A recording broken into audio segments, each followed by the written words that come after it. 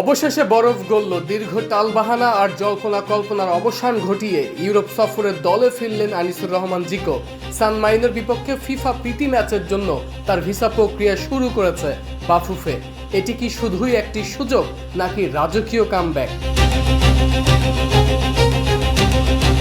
সাবজয়ী সেরা গোলরক্ষক হয়েও এতদিন ছিলেন বাতিলের খাতায়। কোচ কাবরেরার নজরে না আসলেও ঘরোয়া লিগে কিংসের হয়ে পারফরমেন্স দিয়ে জিকো বুঝিয়ে দিয়েছেন তিনি ফুরিয়ে যাননি।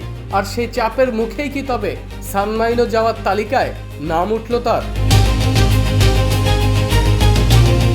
শুরুটা মোটেও সহজ ছিল না। শুরুতে তাকে মালদ্বীপের সাধারণ টুর্নামেন্টে ঠেলে দেওয়া হলেও জিকো অনড় ছিলেন নিজের অবস্থানে। সেই টানাপোড়েন আর তীব্র আলোচনার মাঝেই শেষ হাসি হাসলেন জিকোই। মালদ্বীপ নয় বরং ইউরোপের বিমানে ওঠার টিকিট এখন তার হাতের নাগালেই। জামাল ভুঁইয়া, হামজা চৌধুরীদের মতো ভিসার জন্য আঙ্গুলের ছাপ দিয়েছেন জিকো।